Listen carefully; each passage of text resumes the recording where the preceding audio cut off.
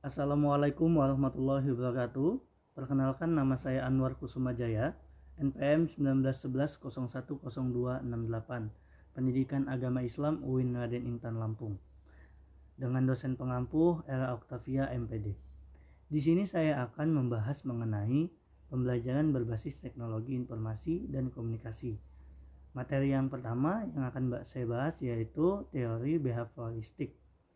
Teori yang digunakan sejumlah ilmuwan seperti Gage dan Berliner ini menyatakan bahwa sebuah pengalaman mampu mengubah tingkah laku atau kebiasaan atau proses berpikir seseorang sebagai hasil proses belajar dari pengalaman itu sendiri. Untuk mengaplikasikan teori ini, seorang guru perlu melakukan beberapa proses seperti memberikan dorongan supaya muridnya dapat merasakan rasa ingin tahu, melakukan stimulus guna memperoleh respon siswa dan melakukan pengulangan stimulus dalam bentuk berbeda. Teori behavioristik dinilai terlalu fokus pada pendidik, jadi tantangannya adalah guru harus lebih kreatif dalam menyampaikan suatu materi agar siswa tidak bosan. Yang kedua, teori kognitif. Teori kognitif mulai berkembang pada abad ke-20-an. Secara sederhana, teori ini menggambarkan bahwa belajar adalah aktivitas internal yang terdiri dari beberapa proses, seperti pemahaman, mengingat, mengolah informasi, problem solving, analisis, prediksi, dan perasaan. Ada juga yang menggambarkan bahwa teori belajar kognitif ini diibaratkan komputer. Proses awalnya dimulai dengan input data, kemudian mengolahnya hingga mendapatkan hasil akhir. Beberapa tokoh yang berperan menggambarkan teori ini adalah James Piaget, Brunner, dan Ausubel. Dalam proses belajar mengajar di sekolah, contoh penerapan teori kognitif adalah guru menggunakan bahasa yang mudah dipahami oleh peserta didik serta memberikan ruang bagi mereka untuk saling bicara serta diskusi dengan teman-temannya. Yang ketiga, teori konstruktif.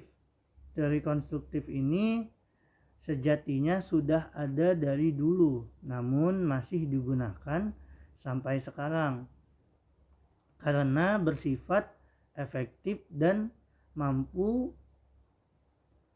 beradaptasi dengan baik terhadap perubahan zaman. Lewat teori konstruktif, peserta didik diajak untuk mendalami pengetahuan secara bebas atau juga bisa memaknainya sesuai pengalaman. Dalam praktiknya, siswa akan diberi ruang untuk membuat ide atau gagasan menggunakan bahasanya sendiri. Dampaknya, lewat penjelasan yang familiar, orang lain diharapkan mampu menerima ide yang disampaikan dan merangsang imajinasinya. Komponen teknologi informasi komunikasi dalam mempelajari teknologi informasi komunikasi tentunya tidak akan terlepas dari kegiatan yang berhubungan dalam perangkat komputer. Perangkat komputer, jika kita pelajari secara mendalam, maka akan ditemukan beberapa bagian yang saling berhubungan antara satu dengan yang lain. Komponen yang perlu dijelaskan sebagai bagian dari belajar teknologi informasi komunikasi antara lain yang pertama hardware atau perangkat keras. Perangkat keras dari hardware atau dalam bahasa Indonesianya disebut dengan nama perangkat keras adalah salah satu komponen dalam sebuah komputer yang sifat alatnya bisa dilihat dan diraba secara langsung atau yang berbentuk nyata, yang berfungsi untuk mendukung proses komputerisasi. Yang kedua, software atau perangkat lunak. Nama lain dari software adalah perangkat lunak, disebut sebagai perangkat lunak karena memang sifatnya pun berbeda dengan jika dibandingkan dengan perangkat keras. Yang selanjutnya tipe-tipe pembelajaran, teknologi informasi dan komunikasi. Yang pertama, e-learning. E-learning merupakan teknologi dapat digunakan sebagai sarana belajar yang efektif. Proses belajar menggunakan teknologi internet disebut juga e-learning atau electronic learning. E-learning merupakan evaluasi penyampaian pembelajaran dengan menggunakan teknologi internet. Belajar melalui teknologi internet lebih efektif karena informasi di internet lebih jelas dan lengkap. Yang kedua, e-book. E-book adalah fasilitas elektronik yang memungkinkan siswa mencari koleksi buku di perpustakaan elektronik. Yang ketiga, telekonferensi atau video. Konferensi adalah sebuah fasilitas pembelajaran menggunakan teknologi komunikasi yaitu tatap muka. Dengan fasilitas pembelajaran ini memerlukan biaya yang cukup besar. Yang selanjutnya, pendekatan pembelajaran.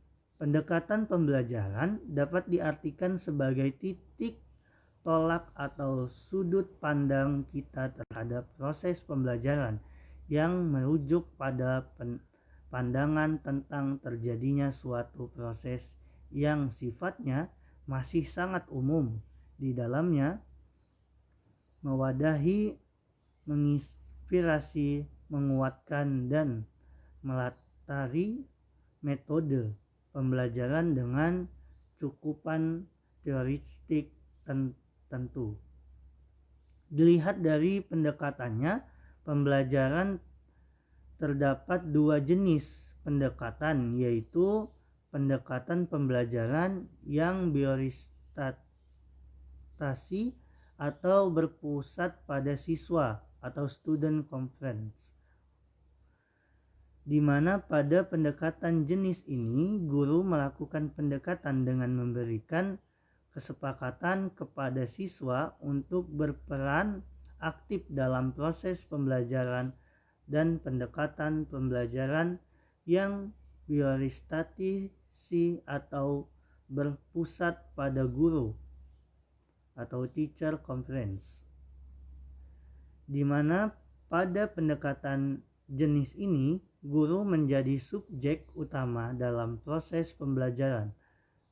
Fungsi pendekatan dalam pembelajaran. Fungsi pendekatan bagi suatu pembelajaran adalah sebagai pedoman umum dalam menyusun langkah-langkah metode pembelajaran yang akan digunakan, memberikan garis-garis rujuk untuk perancangan pembelajaran, menilai hasil-hasil pembelajaran yang telah dicapai, mendiagnosis masalah-masalah belajar yang timbul, dan menilai hasil penelitian dan pengembangan yang telah dilaksanakan. Sekian penjelasan dari saya. Assalamualaikum warahmatullahi wabarakatuh.